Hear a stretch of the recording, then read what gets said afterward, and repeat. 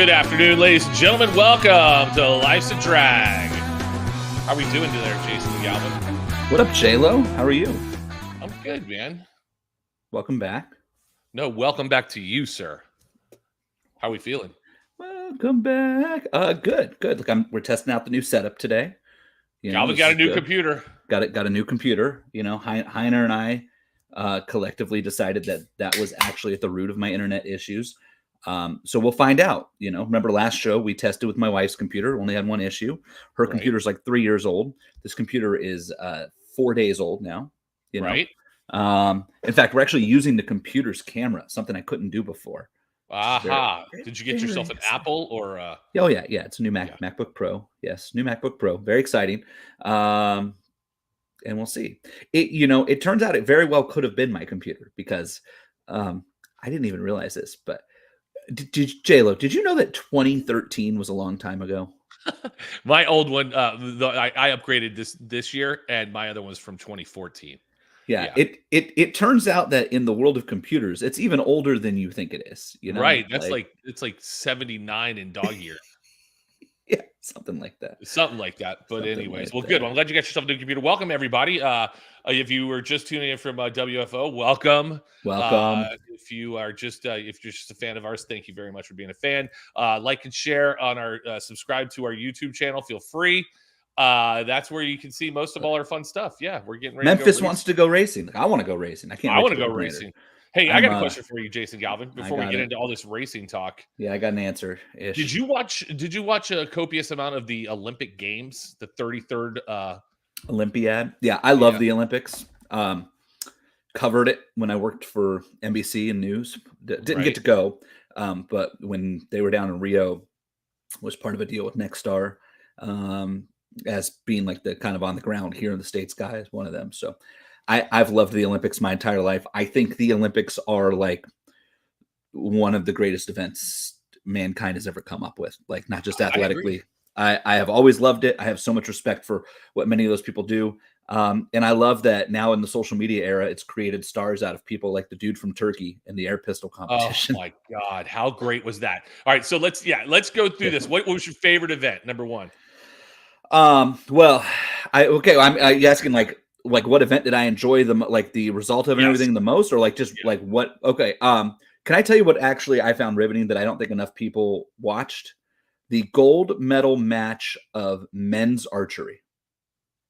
Okay, yeah, no one watched that. Which is insane.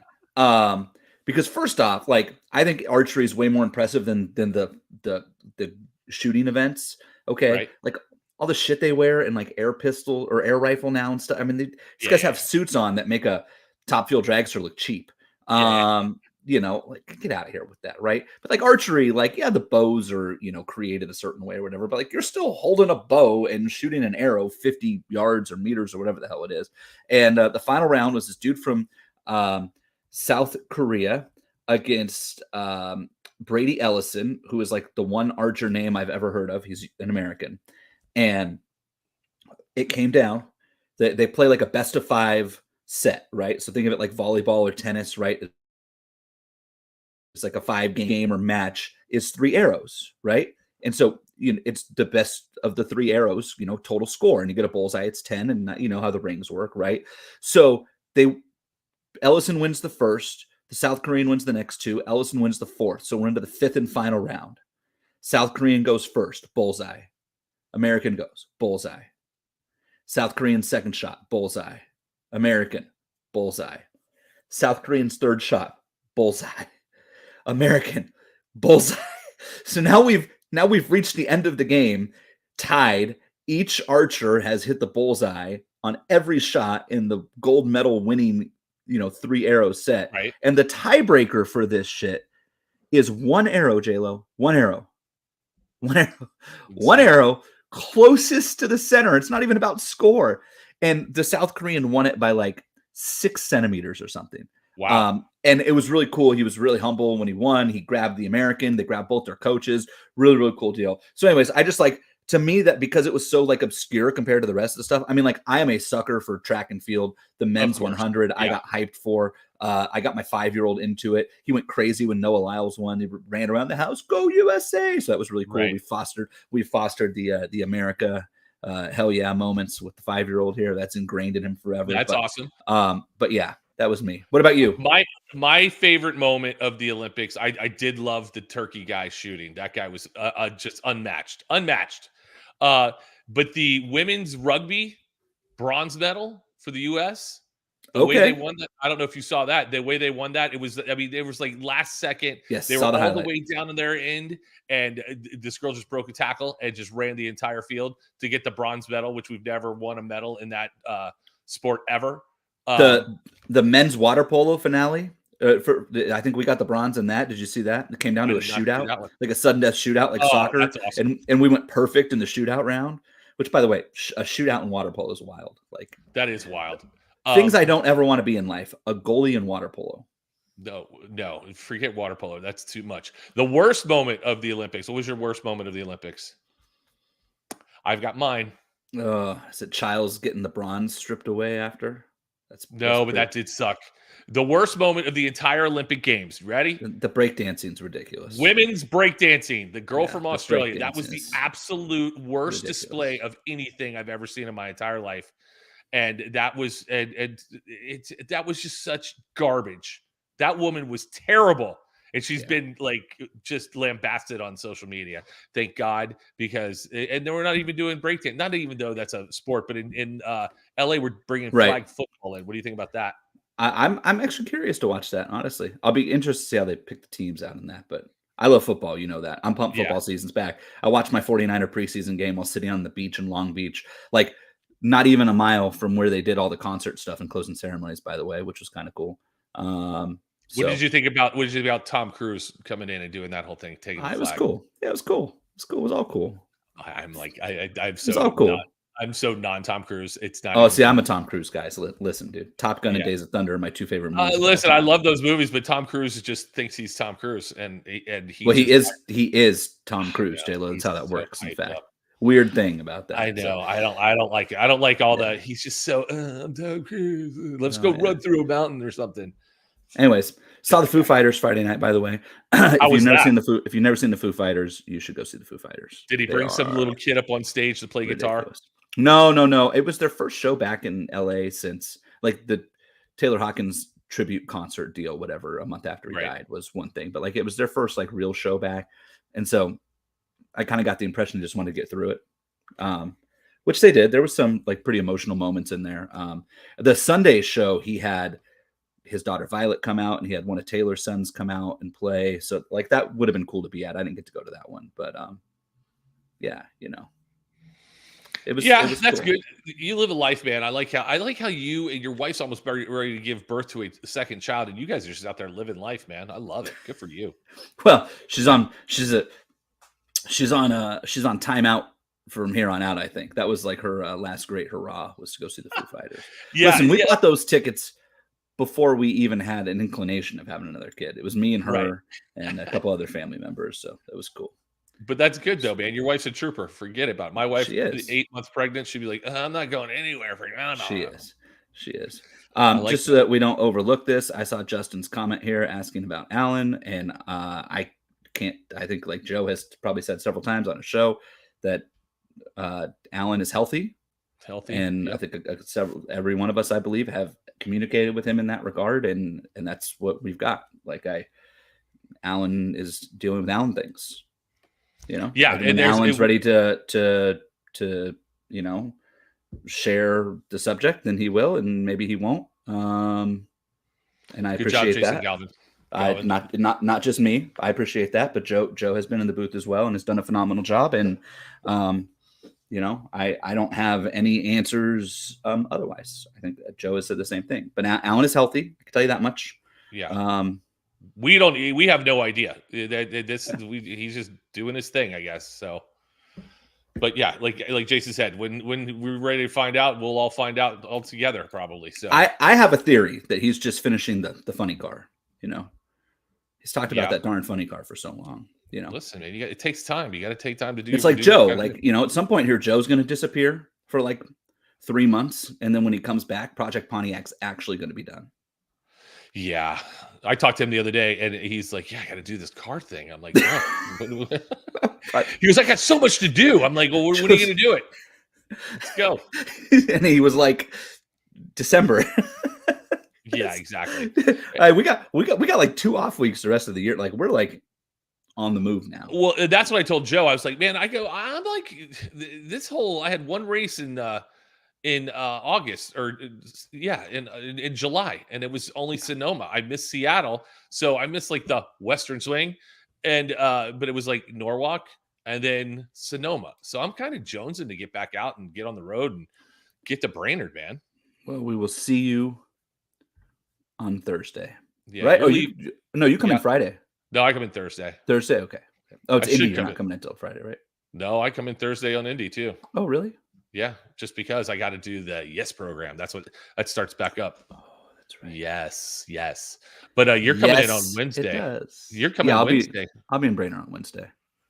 Well, are you going to go to the Holiday Inn water park at all while you're there? You gonna bring a bathing suit? I forgot that's even a thing. Honestly. Oh my God, it's totally terrible. No, hard pass. That's the fun part about Brainerd, because every hotel's got an indoor water park. I forgot about that, honestly. Yeah. No, but I think we're all going to is it Ernie's, right? Ernie's on Gull Lake. Yeah. Go there Thursday. It's supposed to rain on Thursday, Galvin. I don't know if you saw that. So Ernie's is outdoors, a lot of it. So we'll see how it happens. Look, Logan is also on the Celsius plan right now, drinking the same one. It's the best one. Justin wants to know what's up with Flying H in the 2025 schedule. And I can tell you this much, and then we'll get our guest on here. Listen, going to the zoo with Jason Logan is a linguistic experience. It's like drinking with a Scotsman, if you know the Robin Williams joke. Well, and what Nikki's talking about, Coop had a pirate ship out there. That was a fun time. But listen, right. I'm toning it down, Galvin. Since I came back from Sonoma, all I did was drink for like that entire 2-week period. And, okay. And I was getting to a point where I was grabbing a bottle of water and I was shaking so much, and I was like, okay. Like that. Okay. Yeah, well, I gotta shut it down. We'll get you fired back up Saturday. And with that, Justin asked about Flying H. Look, Flying H, there's some stuff there at the facility that they're still working on building out. I think anybody who raced there knows that they need more paved parking, and there's a land share agreement with the Circle Track. It's not all kind of the same owners and operators. I don't think I'm saying anything that's not been talked about publicly, or at least is known. Flying H wants to have a national event, and I can tell you holistically that I heard straight from Glenn Cromwell's mouth at the NHRA Sponsor Summit in Sonoma that the National Hot Rod Association wants to have a national event at Flying H. Like, no question about it. Nobody's dodging it. It's just at this very minute not ready. It's as simple as that. So, and Glenn has on multiple occasions been asked about this and has not shut down the idea that could there possibly be an event at Flying H next year if the stars align and things, get built out or whatever. Yeah, absolutely. Like there could be an event added, but a lot of things would have to happen probably sooner than later for that, because then you got to tell the teams about it and they got to work them their sponsorship deals and whatever. And I think that rightfully so, he just didn't want to be in a spot, that we were in this year where we had a couple of to be determines, and then, one of them didn't get filled. And I don't think it's a secret that, the one that didn't get filled was either going to be Flying H or Topeka if we could, if the NHRA could work something out to be there. But it just, Flying H, there was so much weather last year all over the country while they were building it, didn't get quite to where it needed to be. I mean, honestly, it was tight for the divisional they had, and then weather hit the divisional, and that was a disaster of nobody's fault, like not Scott or Blake's fault or anything like that. I mean, you can't predict, when thunderstorms are going to roll through. Right. So, well, actually, you can, but not a meteorologist. Yeah, not 4 months out. Jason Logan. So, anyways, but yeah, didn't somebody buy or bid on Topeka? That race so Topeka did get bought at auction, and from everything that I've seen, the owner has not been publicly announced, but the people that's Alan Reinhart. What? Here you go. The people who were in charge of the facility, Jason Logan, have come out and said that the new owners don't have plans to keep it a racetrack, that they're going to parcel it out, which I don't think it's all that surprising. Also, for anybody who didn't see, like Bandamere officially out there now, Copart, it was approved and zoned. And there was some real questions whether that was going to get approved or not. But the city of Morrison put it through, mostly because I think Copart made some, concessions to some of their plans for the facility and what they're going to do. It's not all going to be Copart. There's going to be some other areas for development too that'll kind of keep that part of the hill looking nice. But also John Bandamere Jr. was at the board meeting and made it very clear that that they are still very much so on the hunt for somewhere new to build a new facility. So Sporty said the same thing. Tammy has said that as well. And I think, there's been some people who are like, oh, are they really, because they haven't moved on it, but it's hard to move on, let's pick a new property and start building it if you haven't sold the old one. Yeah. Plus it takes a minute look, I'm sure the Bandameres have been very successful in life. Okay. But if you're going to need to buy a piece of land and start development on a brand new racetrack, you're probably going to need a little bit of cash as a down payment. And, a little bit of cash, I would think would be like 7 figures. Hard to do if you haven't sold the giant piece of property that you already have officially. Right. So I think now that has gone through, we'll see that. So, there's some positive things on the horizon. Yeah. It's just probably not moving as quickly as any of us would like. And they just don't happen overnight. Well, you can't just snap your fingers and let's go. We're going racing. Correct. But we are going to Brainerd. That place is there. Yes, we love Brainerd.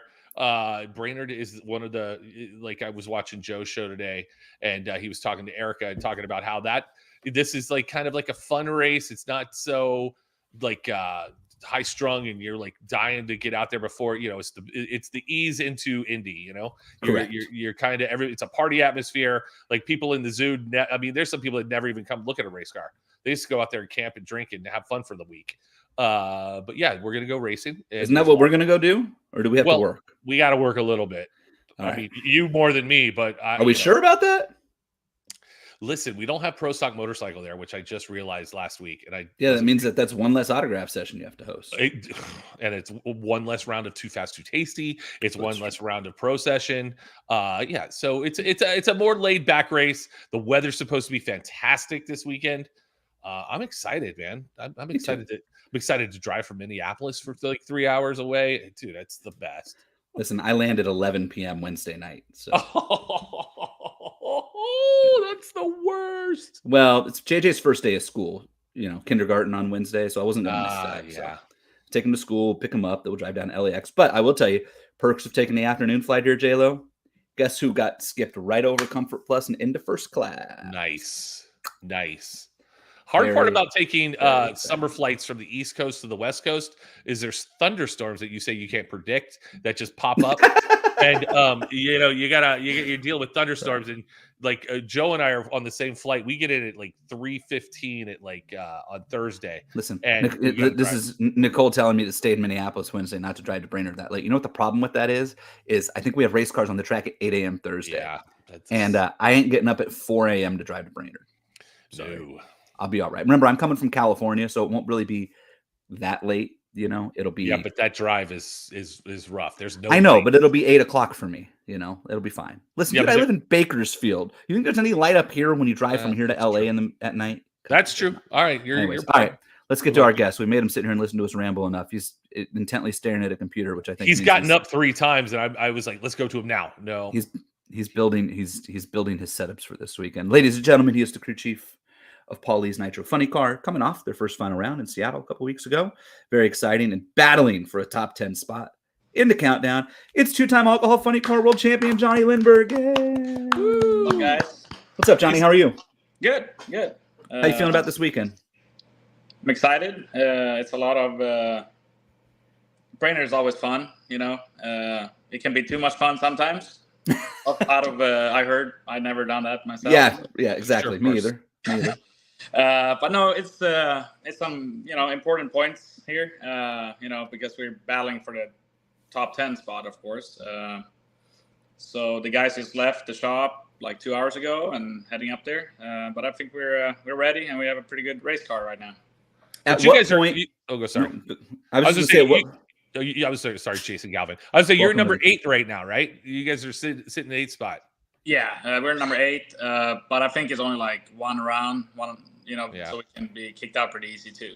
It is exactly one round between Paul, Chad Green, Blake Alexander, who's 10, and Alexis, who's 11. So this is one of the things that I've tried to talk about the last couple races that I think enough that we need to at least make sure all of our fans understand is that everybody's like, well, if you run every race, you get in, or why is the top 10 deal, right? But like Jonnie and Paul's team are in a unique position here that there are a few pretty important drivers that are in these positions. Blake Alexander is one of them on Top Fuel.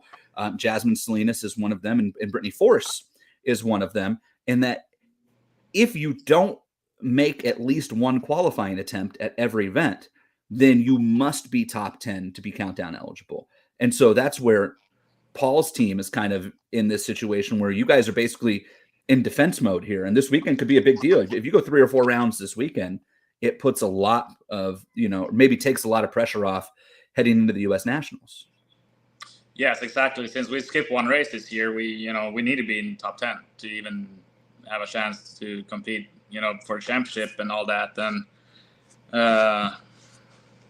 we just keep doing what we're doing. I just been working hard in the shop, to prevent any small mistakes to happen, go over all the parts and all the pieces. So it's been a lot of hard work in the shop. I always said, you win the race in the shop, not the racetrack. At what point did you guys decide as a team to go chase this? Because I think Epping was the race you guys skipped, right?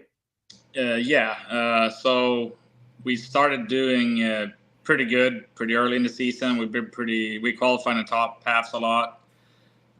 So Paul basically, came to me and Medlin in the lounge and said, I'm having so much fun this year, so it's up to you two. You want to go to more races? And I asked Medlin, well, you're kind of retired, aren't you? He aren't you supposed to have fun when you're retired? So let's go to all of them, as many as we can. So it's pretty cool. Paul's a great guy to work for, and he trusts me to make the right calls and buy the right equipment. And it's a fun year so far. Well, and those who don't know, Paul Lee is a major gambler. I mean, he's in the World Series of World Series of Poker. Sorry, he'd probably be in the World Series of Pro Mod. He could do that too. Does he take a lot of? It doesn't seem like he takes a lot of chances on the race track and in the race car. He leaves that stuff up to you guys, kind of get him dialed in and just talking with him a little bit. I mean, talk about that whole. I mean, is he just like kind of hands off, say, "Hey, you guys do your thing," or does he get in there and kind of dice it up with you guys? No, he basically just let us do our thing. Like I said, he trusts us, and of course, he comes up in the lounge. I try to explain what happened, and if we had a bad run, I kind of try to explain what we did wrong and what we're going to try to improve. And it's been good so far, and I think we have a good. It's been good that I think I've been driving these cars too, so I understand what it is inside the car if something happens and stuff. So it's a little different for me to discuss something with him, as a crew chief, because I know how hard it can be to drive these cars sometimes. So no, it's good. Okay, it's you guys. It's Alexis. She's locked in. It's Blake Alexander, and it's Chad Green. Are you paying attention to those other 4 cars? I mean, Daniel Wilkerson's a couple spots in front of you. Every car you put between you could be a buffer. Are you guys paying attention to those cars at this point? Yeah, of course. We watch, what happens, and we kind of, we really want to be in the top 10. So we watched NSRA.TV and looking, see what Blake does now, he was lucky there, we're competitive, so of course we pay attention. And but kind of when we race, I always said, we race the track, how fast do we think we can go during these track conditions? Of course, in the final in Seattle, I tried a little too hard against Proc, but we needed to try to do something because I know they were going to go mid to high 80. So a little too aggressive there, but we learned something at the same point where the edge is now. I got to ask you about Seattle because you guys raced Blake in the semis there, and you're pretty fired. Like I think people who know like there are times where Jonnie Lindberg can kind of be up on the chip, but like I think for the most part this year you've been pretty level when it comes to the race car and whatnot. You're pretty fired up after beating Paul Lee there, or after beating Blake Alexander in the semis. Was there a little bit of like personal there for you just because you used to drive that car? Yeah, it's always fun. Me and Jim we always bust each other's balls. Like it's nice to beat him. Since I drove for him, and we have a little bit of history, but we're still good buddies. So I just kind of, how Jim Head can be. So. Well, talk to me about that whole, like, you getting up on the chip. I mean, as a driver, it's one thing. You're in there, you're feeling it, you're doing the thing. But as a crew chief, you got to be kind of like the caddy in the back, kind of going, "Hey, man, I'd put that thing one hole to the left." Trying to keep your driver kind of calm, don't you? I mean, that's kind of the temperament you need as a crew chief, right? Yeah, but like you said, I can be a little hot-headed when stuff don't go wrong or right.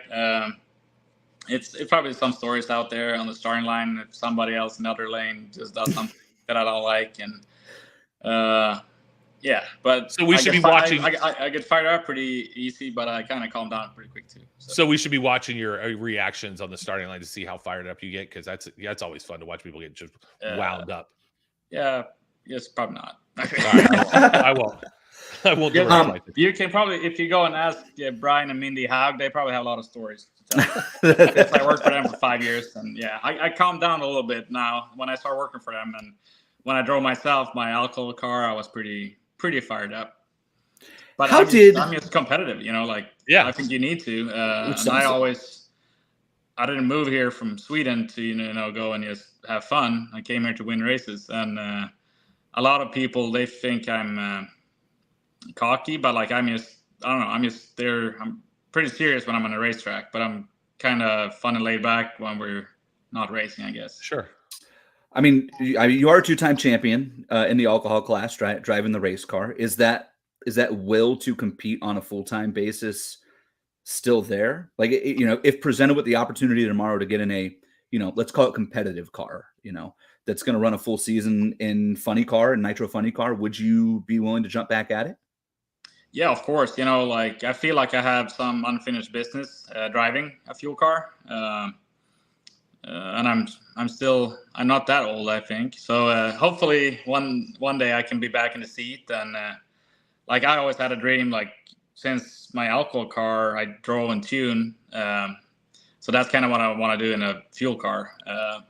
But I think if I'm going to do that, I need somebody outside the car that's really are hands-on and, can do some calls too, That's, I think one thing that I've noticed over the last, let's call it 10 years or so in the Nitro ranks, right, is that every team now has two people, right? I mean, there are teams that have three even. And you've got John Medlin and some other really smart people that are working on that car now who've been around. Like, every team now needs multiple people. So like, even when Tim Wilkerson was driving, right, Richard Hartman is plenty capable and talented on his own to go off and run a fuel car, right? Plenty qualified and capable. But Tim always had Richard, and now, just because Tim's not in the car, Richard is still right there out in front of the car, right? Like they still work together. How important is it, and why, I guess, is it so important these days to have multiple kind of mindsets in the crew chief lounge? It's important. It's so much stuff you need to think about with these cars. And it's of course really important to have a good crew, to put the car together the same every time. Consistency is key. You have so much horsepower, but it's crazy how small of a mistake needs to be there to the car to go down the track. But in the lounge, of course, it's good to be two people. Even when I race my alcohol car, when my good friend Carson Anderson and one of my biggest sponsors came over, and he was a really good tuner, and we kind of had the same mindset, we usually do better because he was outside and looking at the track, and I was strapped in the car, and we had a radio, so he kind of told me the track doing this and this, and then I did a final clutch call and tire pressure call, like still when I was in the car. So I think it's important to have somebody to kind of talk your language, kind of, when it comes to the tuning that you think I like. And with Medlin, like it's just been from day one, like we had the same mindset when it comes to, how much tire pressure we should run primary and what we should do, so usually I kind of write down my idea on a piece of paper and hand him over to him, and he kind of it's pretty close what we think before we make the run. I want to ask you a question about what's the, you mentioned you're from Sweden. Everybody knows that. What's the racing culture over in Sweden? Because we've got like Ida and Julie that are coming over, and you're here, and you're a champion already. Julie's a champion. Ida's coming over. What's that whole scene like over there? What's the biggest difference between Sweden racing and Norway, Finland, since you're naming all those countries, Scandinavian countries, Jason, for those of you less educated out there. Part of NATO. It's part of NATO. It's always been big, like the American car culture and drag racing is big, in Sweden, Norway, Denmark, and of course we raced over in Sanapod, England, but I think Sweden and Norway is probably the biggest countries outside US, in Europe that do drag racing. And I don't really know why, but I think it's have to do with they sold American cars there all the time, so the American car culture has been big. And I think we're just hungry because their season is so short in Europe. We race between May and September, and we don't have any really test sessions and stuff. So for us to be successful there, we need to do a lot of hard work during the off season, and the sponsor money is not as big over there. So I think we just used to work hard, to race a few races a year. So when we come over here and start racing more, it's like a dream come true, and it's like I would say, hard work pays off. Do you ever go back over and race at all? I guess you're kind of don't have a shot seeing you're already over here, but I fly over. I've been helping a couple of teams in Europe with their all funny cars. Last year I helped Johnny Oxa from Finland, and I had Lynn from Norway as well. I helped. Our family, we don't have anything over there. We sold everything, so we just focused on the US now. Gotcha. I don't even own a race car at the moment myself, so I kind of sold my operation, just focus on my chassis shop and working for Paul. How did the Paul deal come together? I've not had a chance to really ask you or talk, but when was the first time you had any conversation at all, or maybe heard your name come up? I know that Paul knew, I don't want to say early in the season last year, but I think that, within reasonable time, that Jason Bunker, who was with the team last year, had that deal starting to come together with Cruz. When was the first time that you ever heard your name thrown in the mix, or did you just get a call out of the blue? No, so it was kind of funny. So I think we're on our way home from Pomona.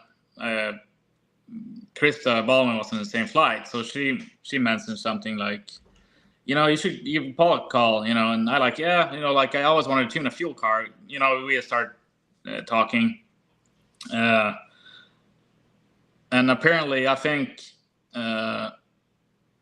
Paul and Medlin was talking in Pomona, so Medlin my name came up in the mix because me and Medlin, we've been good friends for a long time. So he said, you need to have somebody like Lindberg, that really likes to work and stuff. And then I was like, yeah, maybe, it's time to do something different. So I gave him a call, and it took 2 days. We had a deal together. I called Medlin and I called Paul. So everything happened pretty quick there in November.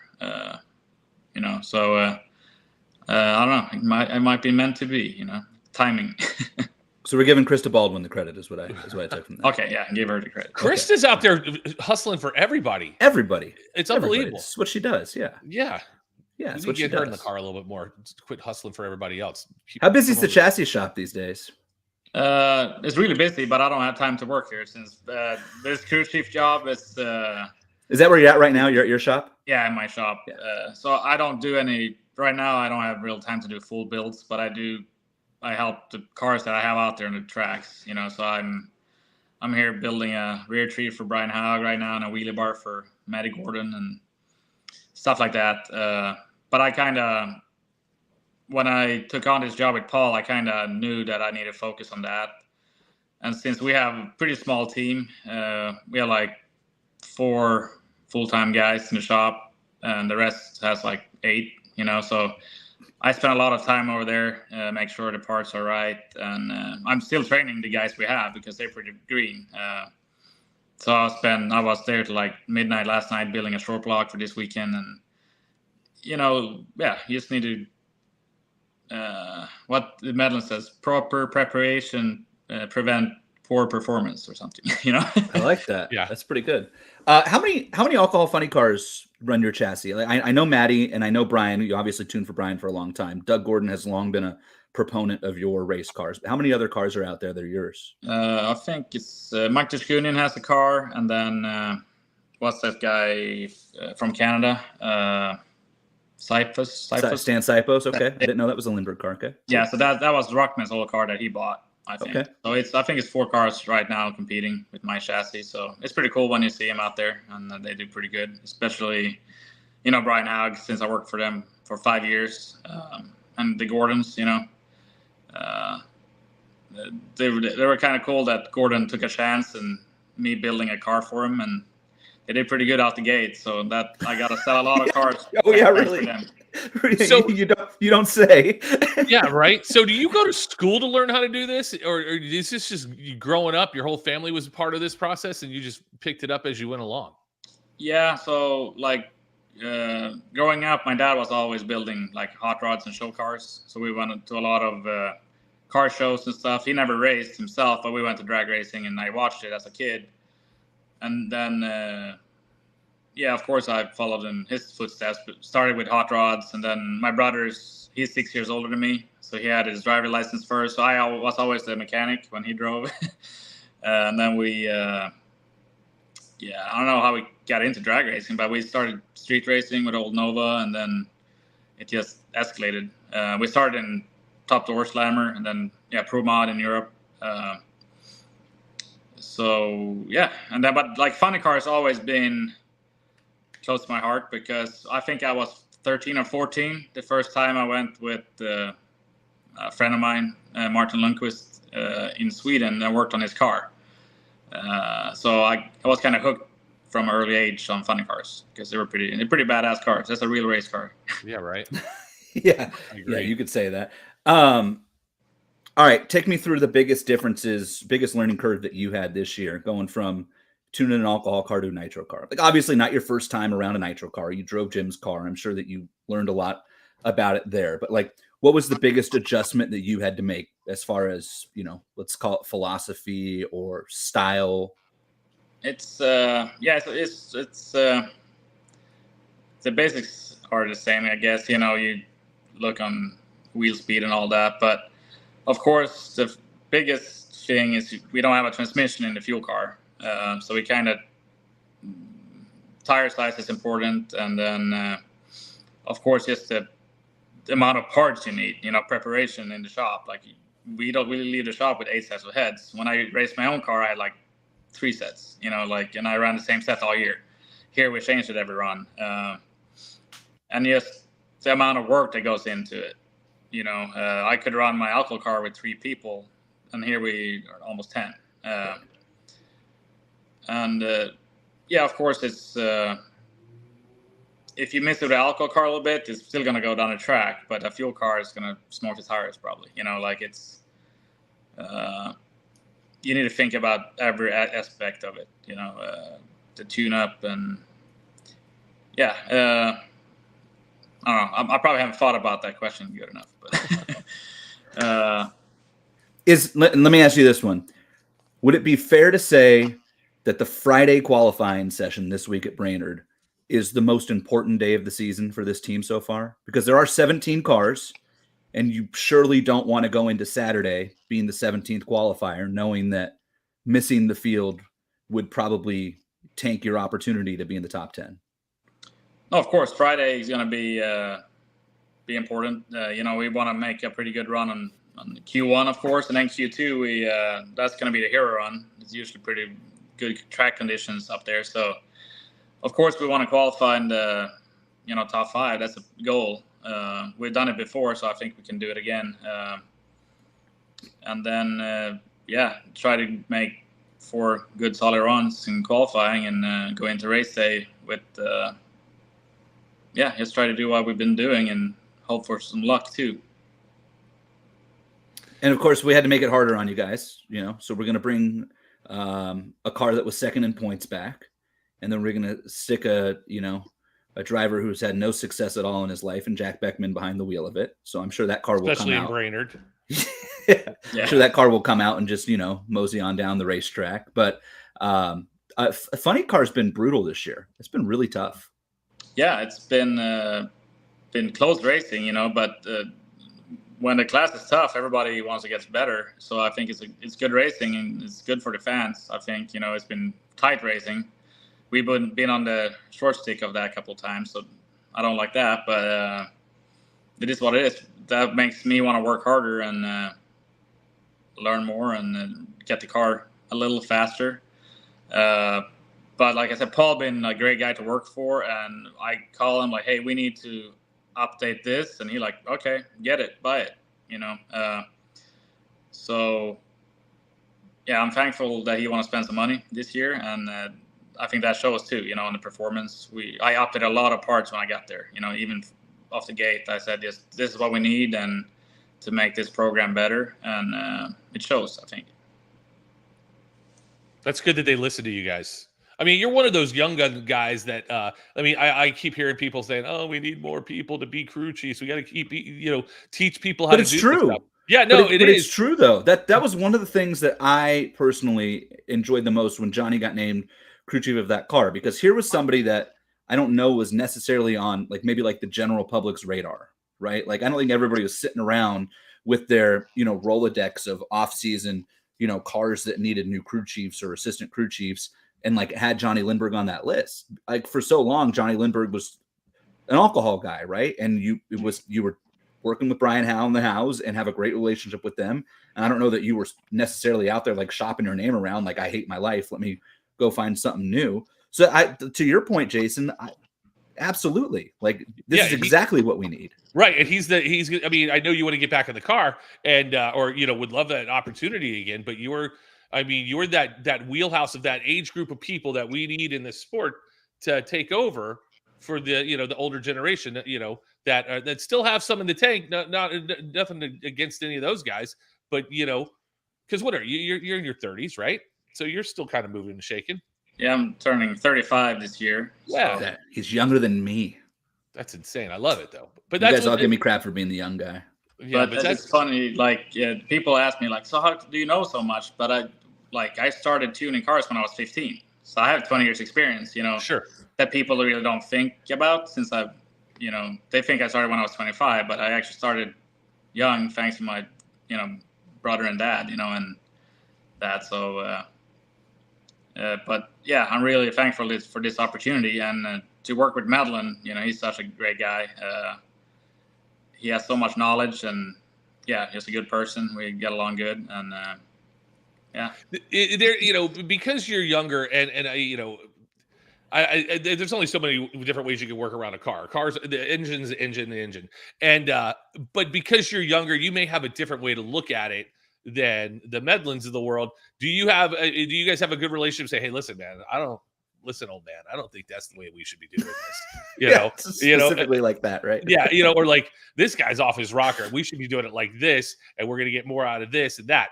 There's a new, do you ever get into that point? Or, I'm sure there's mutual respect and things like that, but is there a different way to look at a car, from your perspective than the old way of doing it? And hey, here's a different way we're doing this. There's new technologies out here.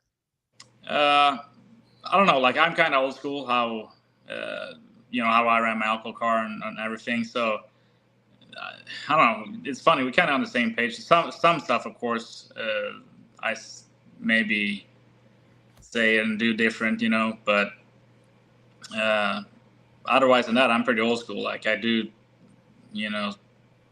just work hard and try to. I put a lot of detail on all the parts. So I'm out there building the motors myself in the shop and make sure everything is put together right. And I think that's key. You need to be hands on, and I need to make sure what's going on the car is right, so I can tune it correctly. Sure. Okay. All right. Let me ask you this: you pay, I think, probably more attention than most people in the fuel ranks to what's happening outside of Nitro in the United States in drag racing. So let's call it the European scene or the Lucas Oil scene. I know you're very close with a lot of the racers down in the Lucas Oil categories and ranks still too. Brian Lone's podcast last week, Ron Capps comes out and starts talking about not next year, but in 26, adding a top fuel car with a driver that's not really on the radar, right? Somebody who is a sportsman racer right now that, we need to start kind of cultivating these drivers like Ron was, or in a similar fashion like you, right? You came from the alcohol car. Jim Head gave you an opportunity to drive a Nitro car, right? So tomorrow, Jonnie Lindberg gets to start his own Nitro team, top fuel and a funny car. You get 2 cars.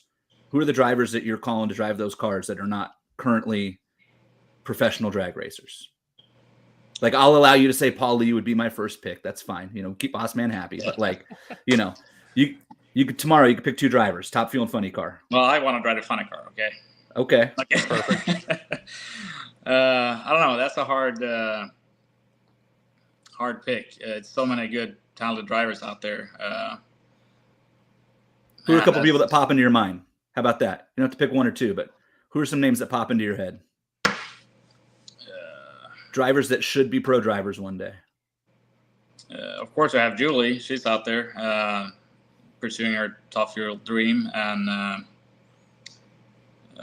who else? I don't know. Like, some of the guys I know in alcohol ranks, they kind of want to stay there. They're happy. So I don't think everybody want to move up. That was always a dream for me, but. Yeah, I already have people asking me if Matty Gordon's going to go Nitro funny car racing next year, and I'm like, I think Matty Gordon's perfectly happy driving for Dad right now. Yeah, and that's kind of what I heard too with their family. They just have a good time racing with their family, right?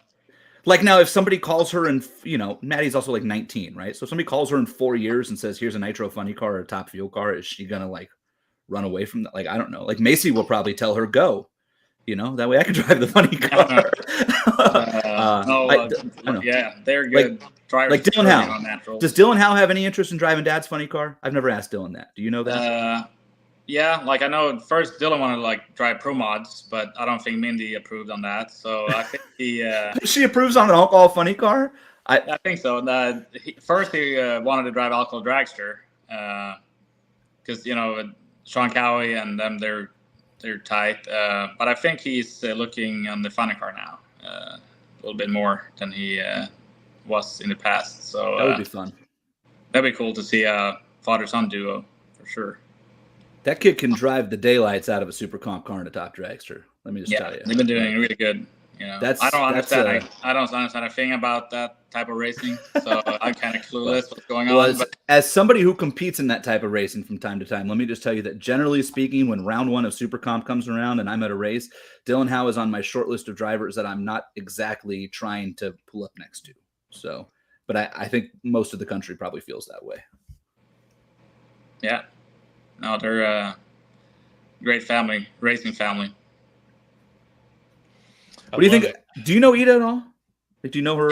Yeah. We kind of live. I think where she's from is like 10 minutes from where I grew up. No kidding. I didn't know this was that close. Okay.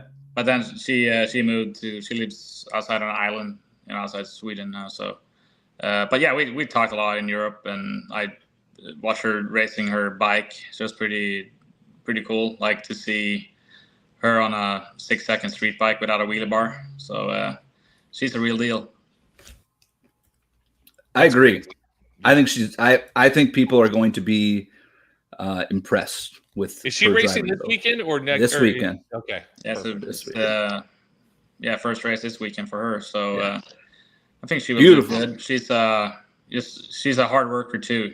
Really hustling with all the sponsors, and she's been doing a good job so far. Beautiful race car too. Beautiful. Is that going to be best of pairing, Jason? Call Joe. I don't know. Joe. We let Joe make those decisions. Yeah, okay? we do. Joe. Joe Costello is in charge of best ofs. All right. Yeah. All so, right. Johnny, we were talking about the Olympics earlier. Did you watch any of the Olympics? I haven't really had time, but when I had like dinner at the restaurant or so, they had it in the background. But are you a Summer Olympics guy or a Winter Olympics guy? Winter, probably. Winter, probably. Yeah. What's your favorite sport in the Winter Olympics? Don't say cross-country skiing, please. I was going to say bobsled. The dude drives a funny car. Come on. I mean, actually probably going to say skeleton. Like, let me lay head first on a sled. Like, if it don't have a motor, I'm not really interested in it. But if I need to choose something, it's probably hockey, But I don't know if that's, or not. I don't know. Would you go down a chute? Curling, get out of here. Would you go down a chute on a bobsled or a luge? Like if I just put you in it and said, yeah, I probably would. What about a ski jump? What about that? No. I had a couple of concussions snowboarding, so I know how that works. Okay, so you're good. He might be okay though, I think you need a concussion to be willing to jump off a ski jump to begin with. Yeah. Right. So that's like a prerequisite. So I remember like snowboarding.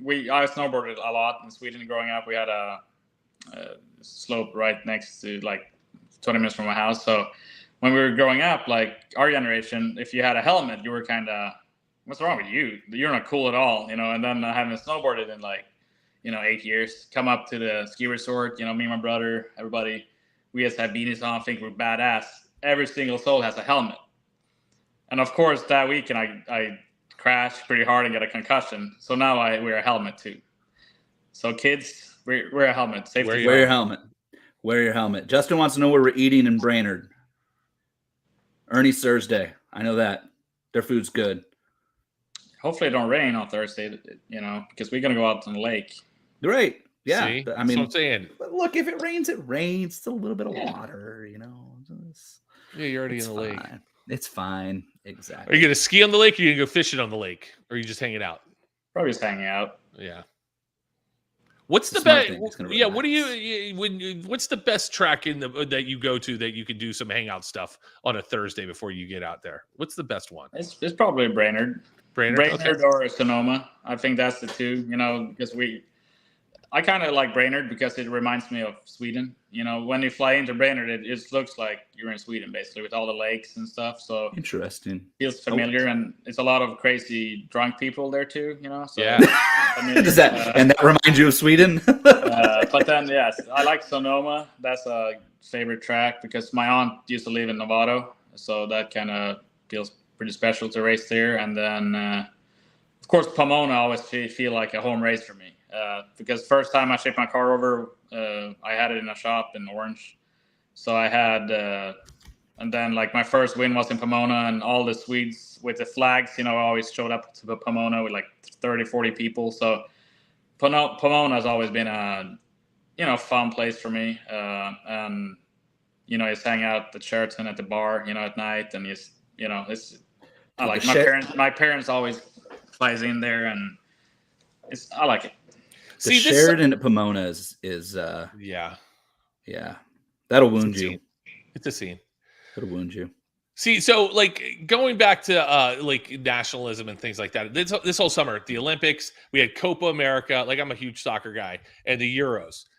We're watching the Euros, and we're just watching the teams play, and the fans and the European fans. They just get behind all of their teams, and we as Americans, we've got the American Outlaws, and there's some supporters here, but we just don't get behind our U.S. soccer teams the way the Europeans do. And so that's got to be kind of cool to see drag racing fans come out with the Swedish flag and things like that. Because, at the Olympics, anytime somebody wins a medal, they get their flag and they run around the track and do all that stuff. That's got to be kind of a cool feeling for you, right? Yeah, it was cool. Like I remember, when I got here first, it wasn't very welcoming. Like what's he's doing here? Like it was pretty rough the first year. Like I remember, like even how Reinhardt talked about me on, dude, like I sold everything I owned to come race for you guys. Like show some respect. Like I remember one thing he said, like he's from Sweden or Switzerland or wherever he's from. Like come on, dude. Like But then, like, when you start winning and do good, like, oh, now you're popular all of a sudden. Is there much difference between Sweden and Switzerland? Or I think so. Sweden is like tea and Switzerland is chocolate. Yeah, right. But I think when we start doing better and we saw, all that support from all the fans with the flags and stuff, like, I think a lot of Americans got a little different mindset, But, like, hey, they're pretty good doing this overseas, and now we bring more fans into sport, and I think it opened up a door for some other drivers to do the same thing. Yeah. Is Europe a little more competitive rivalry than like in South America and like Latin American countries down here? They hate each other. Venezuelans hate Colombians. Colombians hate Cubans. Cubans hate Puerto Ricans. Everybody hates everybody. But it seems like in Europe, it's more like, oh, okay, we're going to fight you, as hard as we can. But at the end of the day, we'll go have a drink after we're done. Yeah, it was kind of cool to race, in Europe, because we had like 2 races in Sweden, 1 in Germany, 1 in Finland, and 1 in England. We raced, all from all different countries. So of course it was a little, rivalry between us. Especially like it's still between like Germans and English people. It's still a little rough there. Yeah. But no, it was cool. It was just. It's a little different. Like in Europe, I can miss it sometimes because you stay at the racetrack even the fuel teams, they stay in the trailers. So at night, we just walk around and have a good time, have a beer. That's cool. And it was probably like it was here like 30 years ago, That's really cool. I didn't realize that's how that and on all the tracks in Europe, we have plug-in power. So there's no generators at night that makes a ton of noise. So it's kind of nice to just go around and bullshit in the pit, in Europe. Yeah. So maybe one day you need to go there and check it out. Oh, I would love it. That'd be cool. That would be fun. That would be cool. I'd love to go back there. Well, good luck this weekend. I'm sure we'll see you on Friday before you guys run. It's a big weekend for you guys, but it's been fun to watch this car progress this year and see you guys. I know Paul has been working at this for a long time, right? To have a competitive race car. I mean, going back to before, he had his heart issues when he was signing up with the Colettas, and that was supposed to be like his breakthrough. So it's been delayed, 6 or 7 years, but it's good to see you guys running good. Yeah, he's been working hard for this his whole life, So he, like I said, good guy to work for, and hopefully we can do really good this weekend. That's the plan. We love it. Well, Jonnie, thank you so much, man. Have a great weekend. We'll be cheering for you out there. See you in Brainerd. Okay. Yeah. Thanks for having me. Thanks, Jonnie. Thank you. Thanks. Ladies and gentlemen, that's Jonnie Lindberg, everybody. Yeah. Yeah, he's one of those young gun guys out there just getting it done and making things happen. I mean, behind the wheel, under the hood, making things happen. We like that about him. I didn't realize he was younger than me. Like, I knew he was, young. We're in the same range. He's 2 years younger than I am. I'm old. I'm getting old. And I have to go pluck these gray hairs out of my beard. Bro, my wife tells me that it's, makes me, look distinguished. Oh, my wife hates my beard. She said, "You look so old." And I go, "Yeah, well." Yeah, but that has nothing to do with your beard. You just look old. Dude, come on, man. I feel like I'm getting. Hold on. Oh my God. Listen, Yeah, exactly. Literally, I haven't drank in a week, and I feel much, much better about myself. Time for another Botox shot, JLo. Oh my God. All right, we'll see you Thursday night. Thursday night, yeah. Like I said, Joe and I get in at like 3:15 in Minneapolis, and then we take the drive. So I'm gonna go check into the motel, Holiday Inn, and then we'll head over to Ernie's. Sounds good, man. So if you guys want to hang out with us, we'll be at Ernie's as we can hear, and that's probably one of the better places to eat in Brainerd. Then God only knows what's going to happen.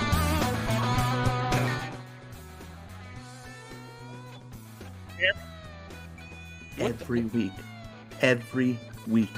You can't hear that? Barely. This happens every week. You play the music, it kills your mic, and then you act shocked. Yes, every week, and then you act shocked. Tell me you don't go back and watch the show. Don't bring music anymore. No, just play the music and stop talking. How about that? Bye.